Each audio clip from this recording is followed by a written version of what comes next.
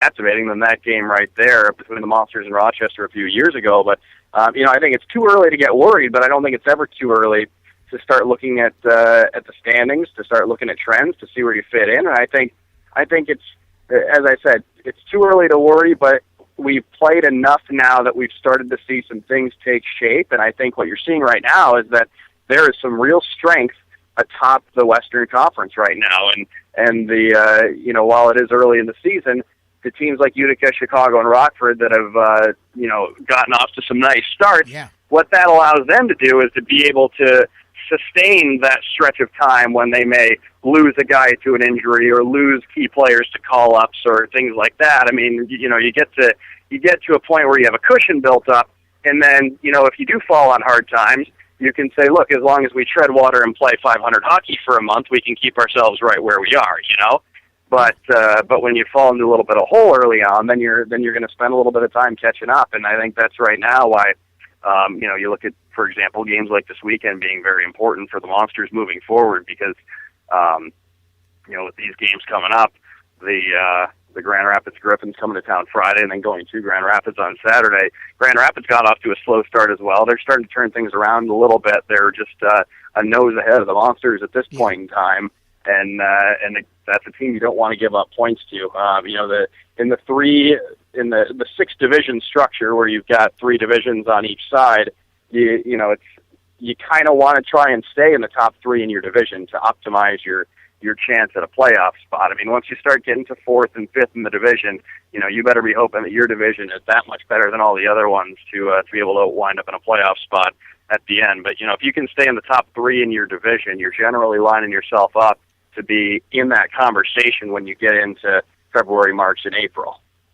Right, you're exactly right. And that's exactly the way it breaks down right now, is once you get past Milwaukee there, you get down to Grand Rapids and Lake Erie. They're down underneath the playoff teams. You're listening to the Sports Fix. Doug Plagens talking with me here about some Lake Erie Monsters hockey. And Doug, you've obviously been able to call and see each and every one of these games so far. So, I mean, just how simple or complex would you say are the tweaks that need to happen here for the Monsters to turn some of these games into victory, some of these close ones? I mean, what are the things that you see that perhaps are the points of emphasis right now for Coach Tannouth on his team as he tries to get them on the right track? I think right now, and we've been saying this all along, I said this right out of training camp, this team's loaded with talent. I mean, there might be more talent on this team than any other Monsters team that we've seen.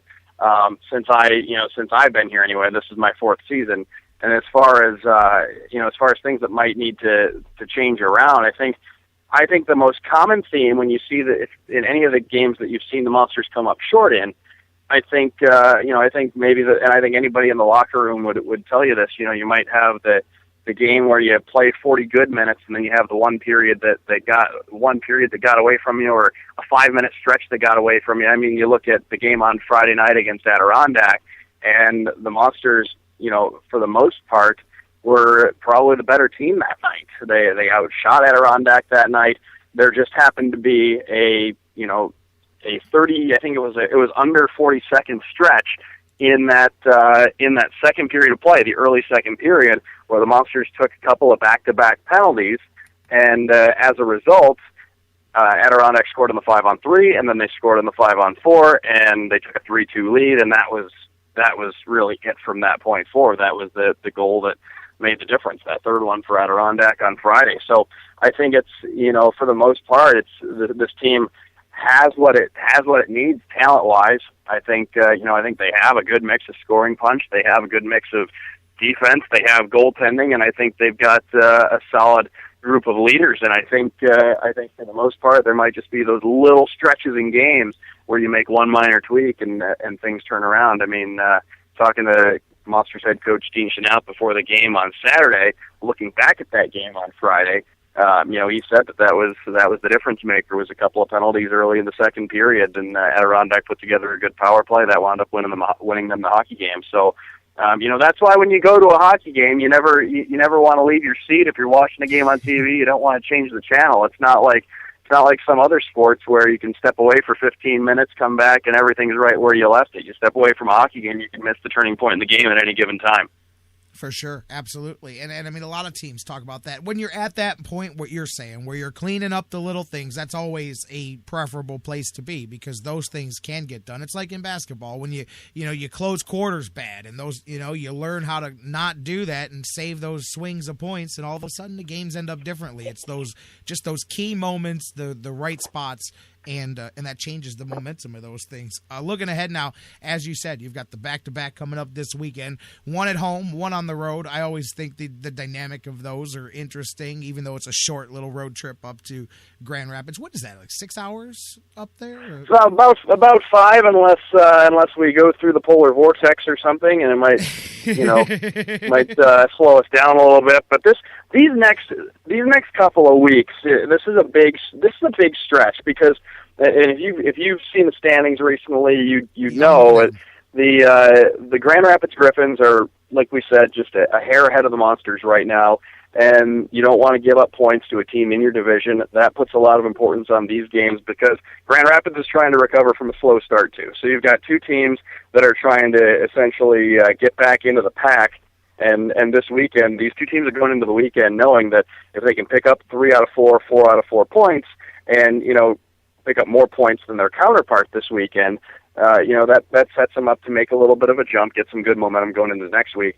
Next weekend, the Monsters, and we'll preview this more next week, but the Monsters next weekend have Hamilton Friday at home, in Hamilton Saturday, in Toronto Sunday. Hamilton and Toronto are also former division rivals of the Monsters, still rivals nonetheless, and teams that are right there in that, in that 7, 8, 9, 10, 11, yep, that ballpark in the conference right now. So those are also teams that are trying to pick up some momentum and dart back into the top 8, into the pack, and into that group of teams up near the top of the conference. So, you've got all these matchups coming up, the Monsters and all the opponents they're going to see over these next 5 games.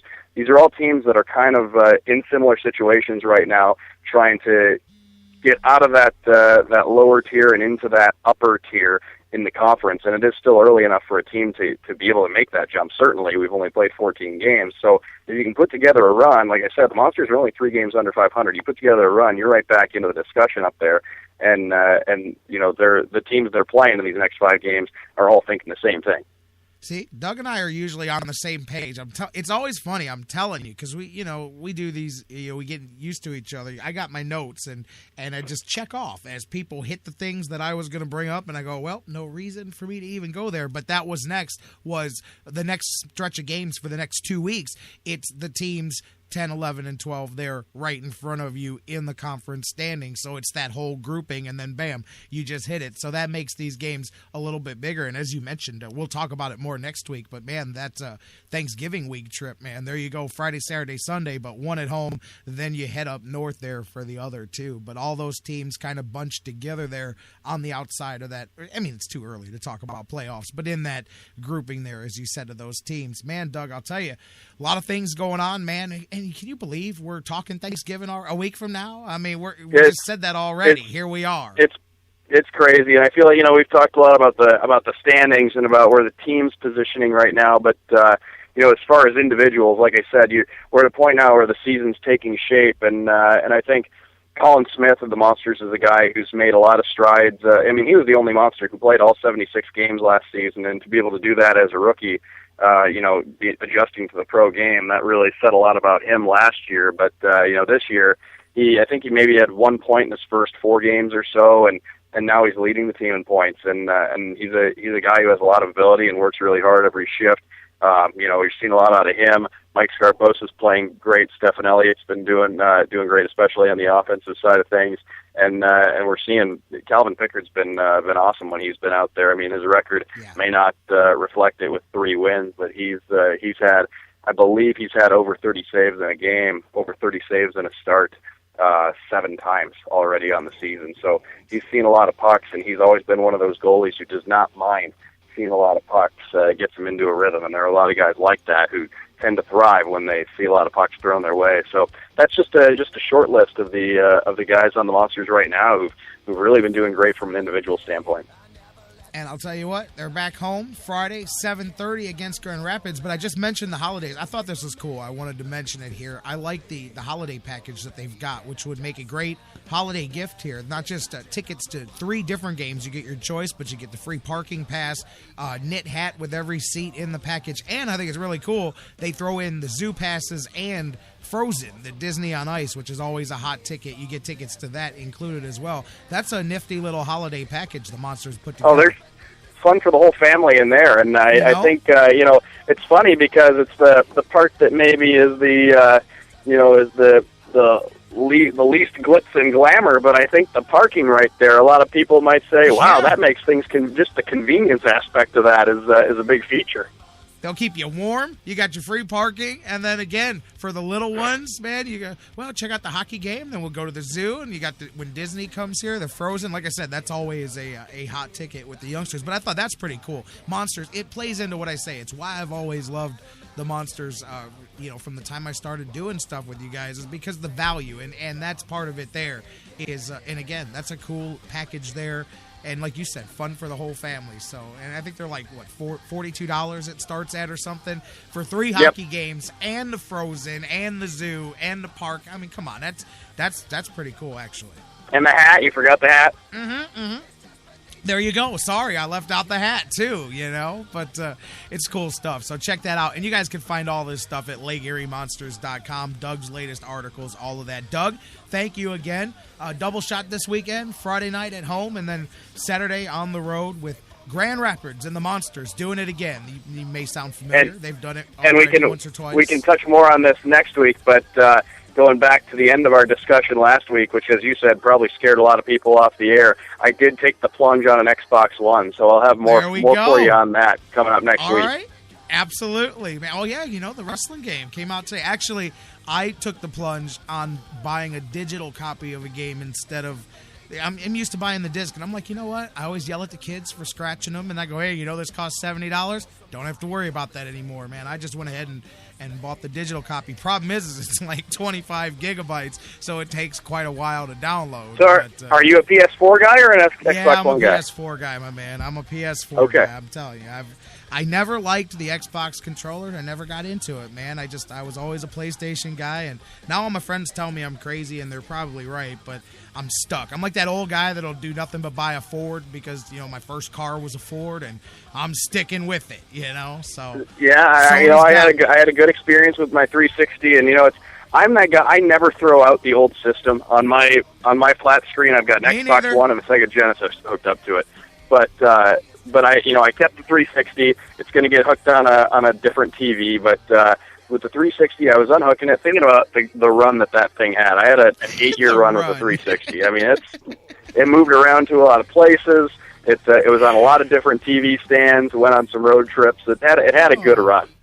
I like that. I was taking it down, thinking about the run that it had, man. I've done that too. Or just anything where you go, wow, you've been through a lot, my friend. I can't part with you. I'm just gonna move you over to this different. Oh yeah, I know I could have gotten $100 at GameStop or whatever for that thing, no. But I'm going to keep it because one day I'll think it's cool that I've still got a functional Xbox 360 I can play. I'll tell you, that's the best racket in the world, is that taking stuff back to GameStop. I wish I could create a product where I'll take it back from you for $5 after you paid $100 for it, and you're cool with that. You'll bring me a whole pile of stuff and go, here, take $1,000 worth of stuff that I bought from you last year and give me $37 in store credit for it. If you take NHL like 2008 over to a GameStop, I'm pretty sure you're getting about 45 cents for it. Yeah, no, if you take something too old, you have to pay them to take it off your hands, bro. It's great, man. Best racket in the world, man. Here we go again, running them off. Doug Plagens, voice of the Monsters. Have a great week, Doug, and we'll catch up next week before the holidays. Sounds good, man. Talk to you soon. You too, man. Thank you. Doug Plagens, you guys can check him out, of course, not only on the Monsters games on TV, on the radio, on AHLlive.com. He does Power Plagens on LakeErieMonsters.com. And they didn't even ask me to plug that. I just thought that was a really cool holiday gift. If you got little ones, I told you, my kids love the Monsters, and they're not into hockey at all. They're not hockey kids at all. But $42, you get 3 games, free parking, a hat per seat for everyone in your package, and you get the Disney Frozen tickets and the zoo passes. That's pretty nifty, and especially when you add up the value of all that. So check it out, LakeErieMonsters.com. We're going to take a break. When we come back, let's jump back into some football. My man Dr. Football is going to be in the house. We'll talk about Adrian Peterson, the latest with him. Ben Tate, of course, earlier this show we announced cut from the